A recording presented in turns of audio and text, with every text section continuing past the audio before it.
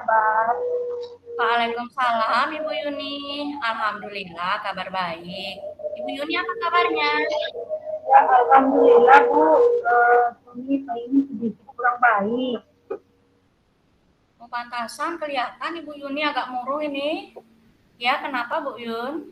Tadi Ya, sudah SMS-an dengan saya. Tadi saya di sekolah itu terima SMS-nya Bu Yuni. Katanya sebentar mau apa dan virtual dengan saya. Apa yang bisa saya bantu Bu Yun?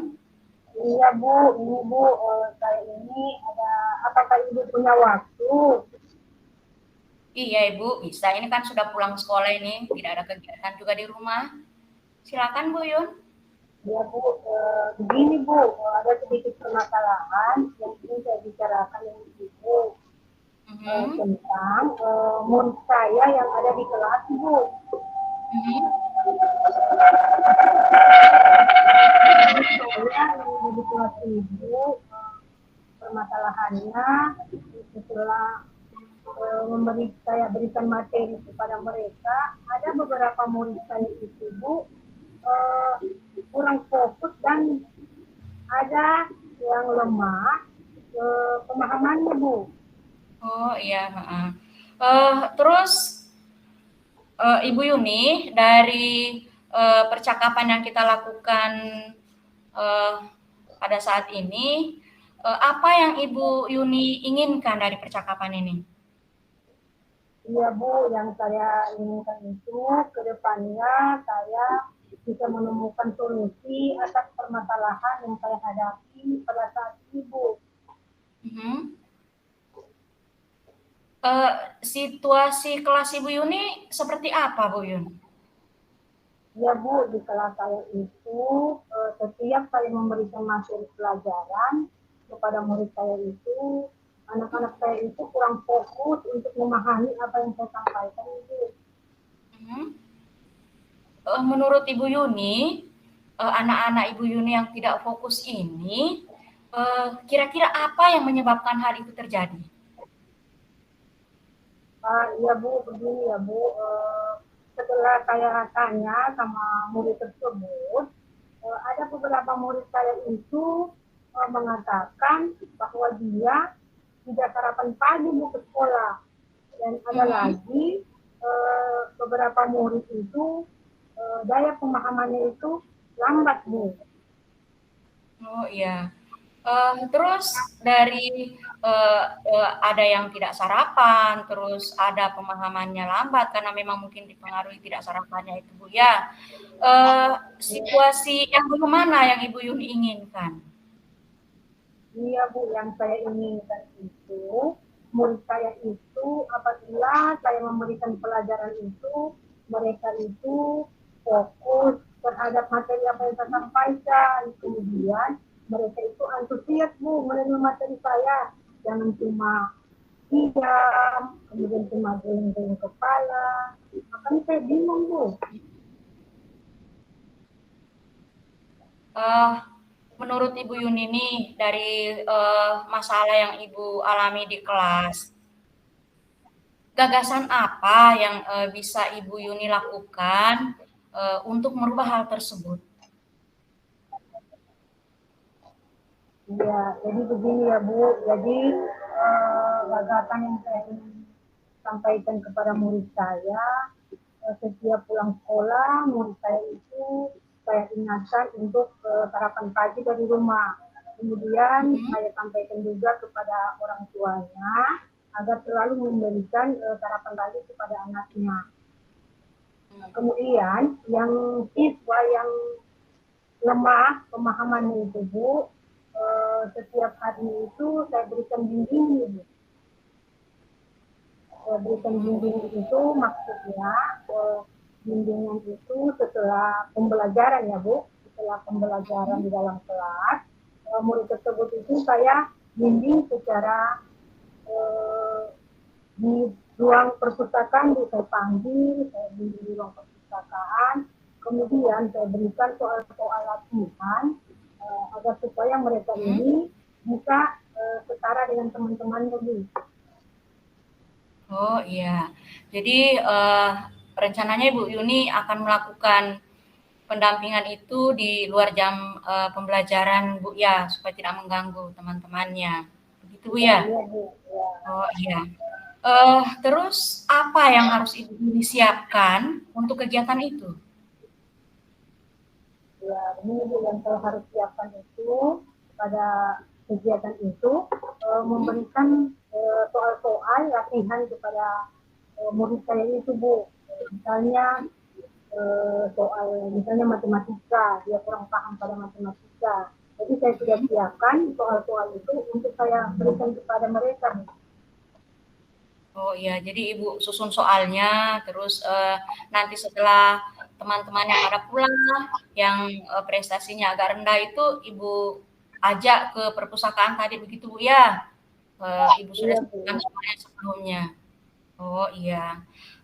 Terus apa yang tolak ukur Ibu Yuni yang bisa memastikan kalau kegiatan ini berjalan sesuai dengan rencana Ibu? Ya, jadi Bu, komisi kita itu akan selalu komitmen dari secara kontinu ya Bu, dan terus menerus eh, melatih siswa saya itu agar mampu memahami apa yang saya sampaikan. Kemudian saya berkolaborasi sama orang tua Bu. Oh iya. Jadi ada kolaborasi dengan orang tua. Terus menurut Ibu Yuni nih kan sudah direncanakan, terus untuk tujuan itu Ibu Yuni menginginkan siswa Ibu tidak menghayal lagi di kelas.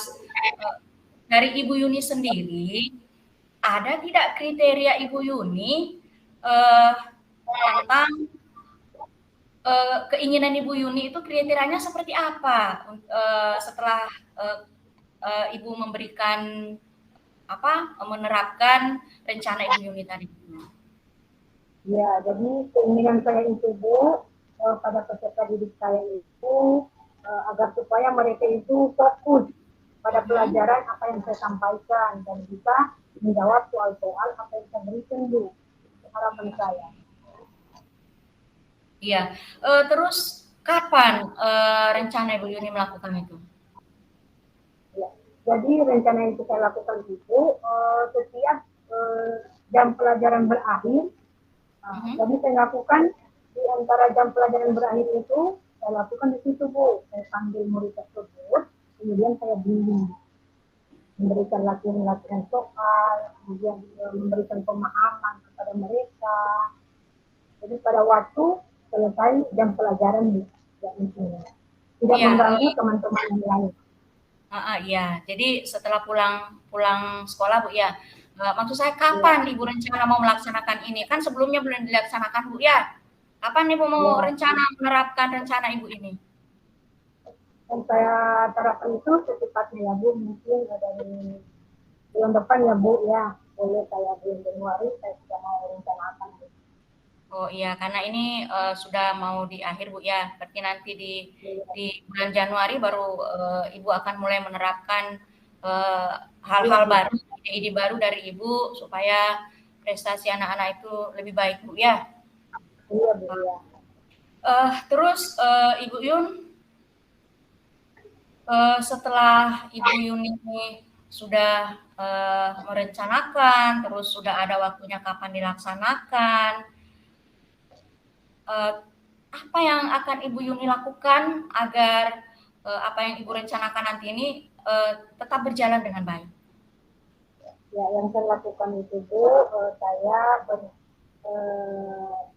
berkolaborasi sama kepala sekolah, sama rekan sejawat, kemudian wali murid juga Bu, dan murid juga.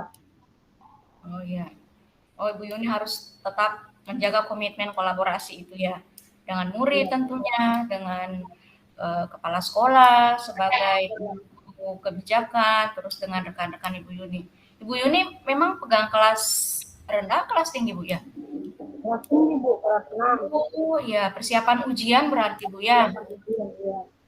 Iya, terus di sekolah Ibu Yuni, siapa yang ini bisa membantu Ibu Yuni menjalankan rencana yang Ibu Yuni sudah rencanakan tadi itu. Iya. Jadi yang membantu saya itu saya minta bantuan kepada kepala sekolah, teman sejawat, kemudian orang tua murid, Bu. Jadi kami itu harus berkolaborasi agar supaya apa yang kami rencanakan ini berjalan dengan baik. Oh iya, berarti Ibu Yuni sudah menemukan solusi sendiri dari permasalahan yang mengganjal selama ini yang bikin Ibu Yuni galau ya. Terus Ibu Yuni setelah ini sudah terakhir nih kita bincang-bincang. Setelah kita bincang-bincang tadi ini, apa yang bisa Ibu ungkapkan ke saya? Bagaimana perasaan Ibu setelah melewati perbincangan singkat dengan saya tadi?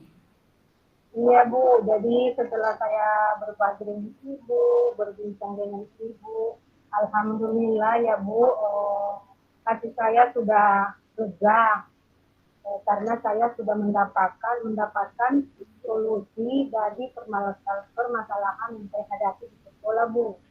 Alhamdulillah ya, Bu. Nah, ya. Jadi Ibu Yun tadi rencananya kan di Januari ya? Iya. Dilaksanakannya. Jadi Ibu Yuni nanti untuk melihat keberhasilan rencana Ibu ini, kita akan ketemu di Januari, Bu ya. Di Januari nanti Iya, Bu. bincang-bincang lagi tentang bagaimana Ibu Yuni menerapkan rencana Ibu yang Ibu rencanakan hari ini. Ya, Ibu Yun. Oke, Ibu Yuni. Waalaikumsalam warahmatullahi wabarakatuh.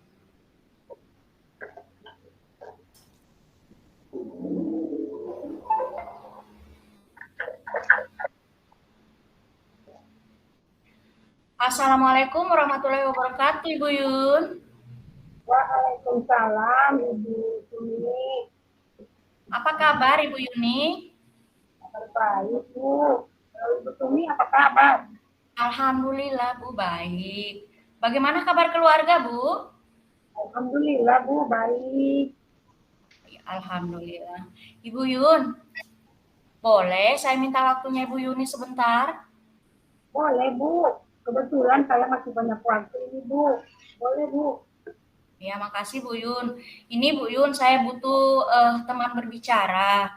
Saya ini ada sesuatu yang mengganjal di hati saya. Jadi Bu Yun, ini saya kan guru produktif Bu Yun. Di jam pelajaran saya itu durasinya kan agak lama. Paling sedikit itu 5 jam pembelajaran satu kali pertemuan. Saya ini kan SMK Bu Yun ya.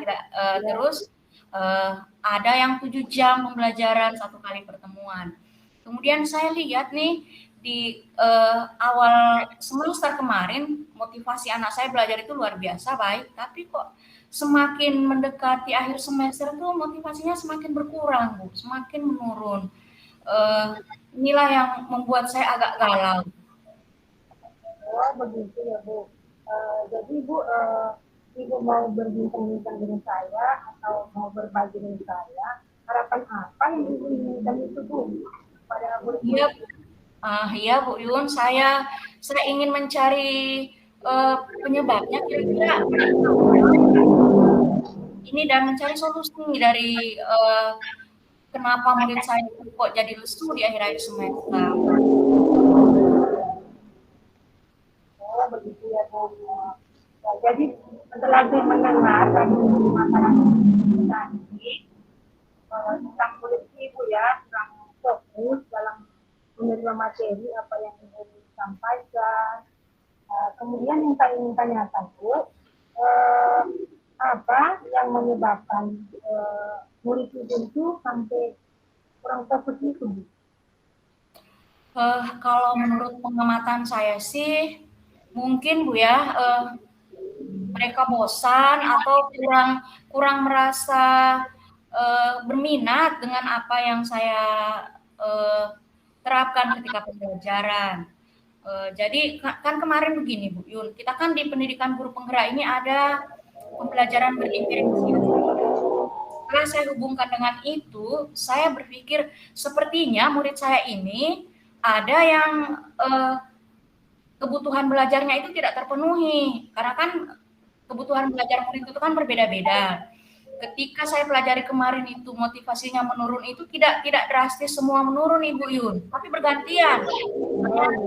Iya, di akhir-akhir itu ketika saya mengajar hari ini menggunakan video misalnya, ini si A itu semangat tapi si B ini kurang motivasi untuk belajarnya ogah-ogahan. Terus minggu berikutnya lagi saya tayangkan gambar-gambar lewat PowerPoint dan segala macam.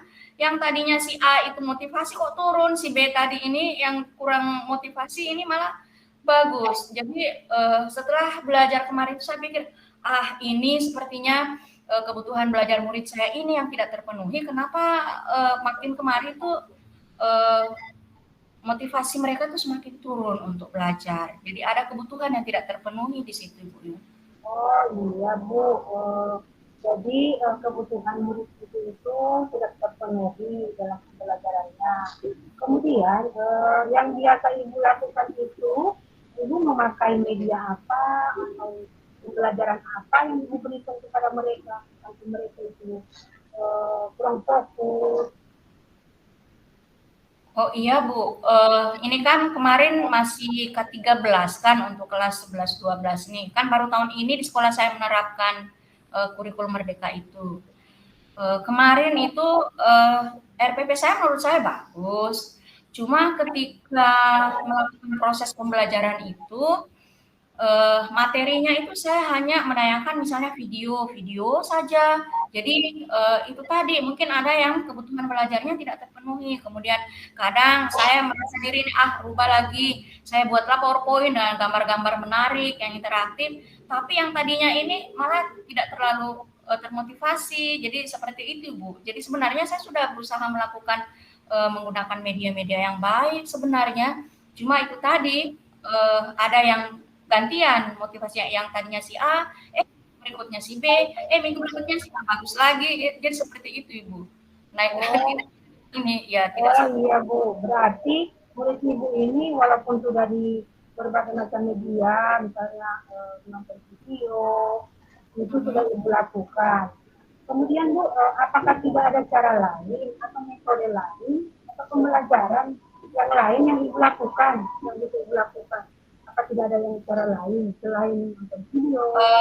Kalau untuk sebelum ini saya kadang juga ini Bu menyiapkan buku sih, buku bacaan, kemudian kadang juga saya mengirim link untuk mereka bisa browsing sendiri di internet untuk belajar mandiri. Cuma kan di sekolah memang jaringan kurang bagus. Jadi kalau dibagikan link mereka tidak terlalu respon. Oh, begitu ya Bu. Jadi gagasan apa yang ini Ibu rencanakan untuk menghadapi murid Ibu tersebut? Iya Bu, untuk mengatasi itu saya punya ide. Karena kita kan sudah diajar nih pembelajaran berdiferensiasi. Saya nanti akan menerapkan itu di proses pembelajaran saya selanjutnya. Saya akan tetap menggunakan RPP saya sebelumnya, cuma saya akan melakukan upgrade. Jadi nanti di situ mungkin saya akan menerapkan bagaimana pembelajaran berdiferensiasi itu yang tadinya materi saya hanya satu, nanti saya akan melakukan diferensiasi konten. Jadi nanti saya akan menayangkan video, kemudian saya akan siapkan gambar-gambar, kemudian mungkin juga saya akan siapkan rencananya saya akan siapkan buku-buku di sudut baca Ibu supaya tiga-tiganya itu terpenuhi. Jadi ada yang memang suka nonton, yang visitori terpenuhi dengan video, kemudian yang auditori itu terpenuhi dengan gambar-gambarnya, dan nanti sudut baca itu yang kinestik, yang suka bergerak ke sana kemari itu bisa terpenuhi, dia punya gaya belajar di situ.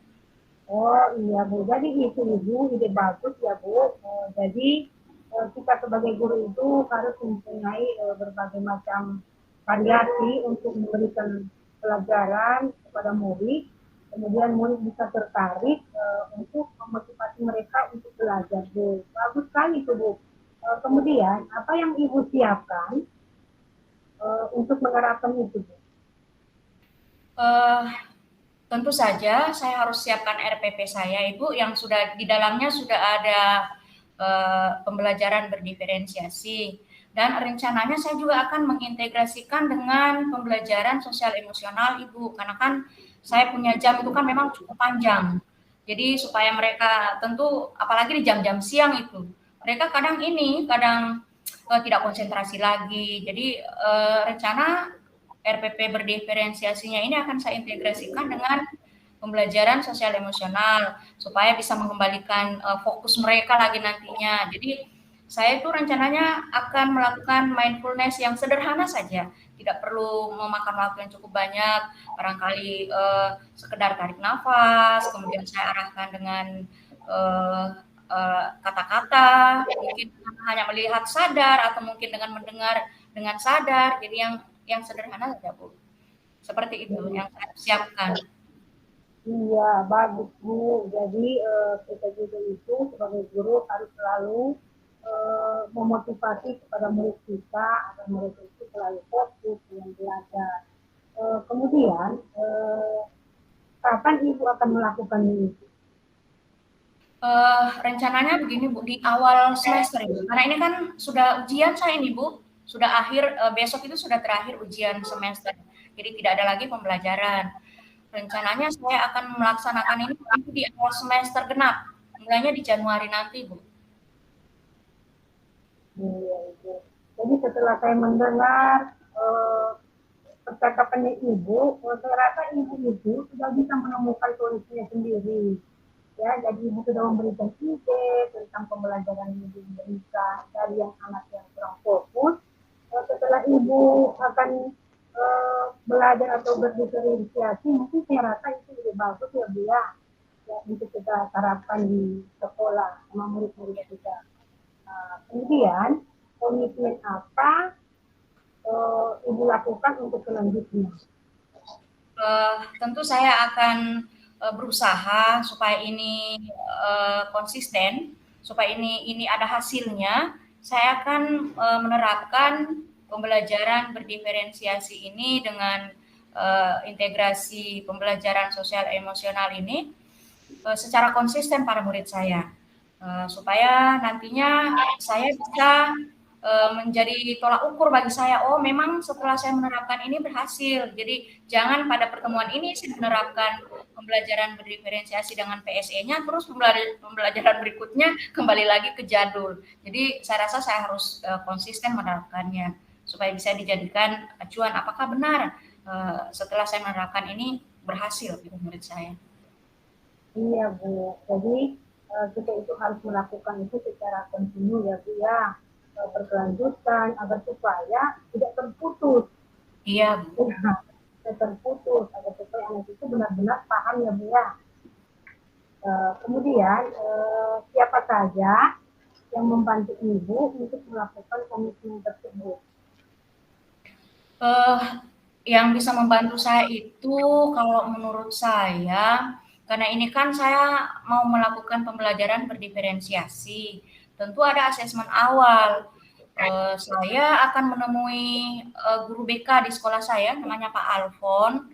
Tentu di beliau itu ada data-data siswa, minat belajarnya seperti apa, gaya belajar mereka seperti apa. Kalau kesiapan belajarnya kan bisa dari saya, dari pembelajaran sebelumnya saya bisa jadikan acuan untuk kesiapan belajar mereka sudah sampai di tahap mana.